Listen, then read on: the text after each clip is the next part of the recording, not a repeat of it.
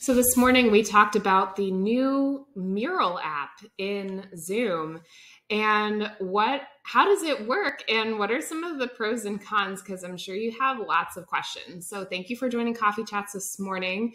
Here's what we learned. So quick walkthrough. First off, you have to download the MURAL app for Zoom. Just Google MURAL app for Zoom. You'll find the article. It'll tell you how to do it. Once you have it downloaded, you have this apps feature. You click My Apps, Open, Share a Mural. It might ask you to log in. It gives you a drop-down space to go find the mural you want to open, and then you have to remember to click Send. You can either send it to all, it'll pop up in the chat, or to select participants, it'll direct message that participant.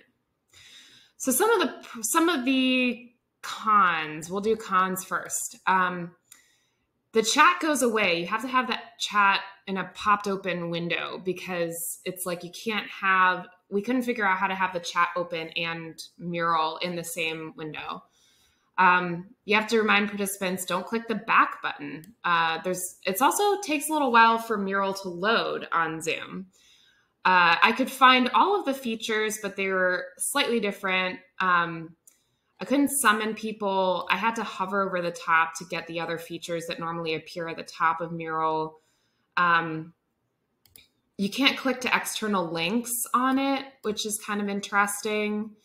And then I think probably one of the biggest cons is if people don't have the Zoom update, they may not be able to actually see apps. Like once you share it, if they don't have the Zoom updated, then you're just going to have to send them the link, which is not really that big of a deal. Also, we did learn that you can, only if you're the admin, you can require users to update the client, or in other words, update Zoom when they click your Zoom meeting link.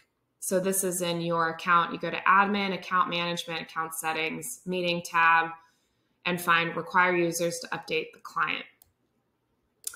But here are some of the pros. We also found that there's a Mentimeter app, which is super cool. So you can have that integrated. I think the two things I like the most is that when you record a Zoom meeting, it'll record the mural board as well, which is great.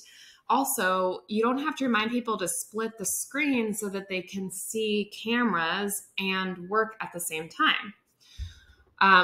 One of the big cons, though, is that you can't use the Zoom apps in breakouts. They go away. And then when you come back from the breakout, we had to completely log back into Mural. So that was a bit of a limitation. So I think these are some of our preliminary insights. We learned a lot just from playing around with it. And based on this, you might decide, hey, I want to try it, or I want to wait until it gets a little bit less buggy before I introduce this in my meetings. But I hope this was helpful. Hope to see you at an upcoming coffee chat. Have a great week, everyone.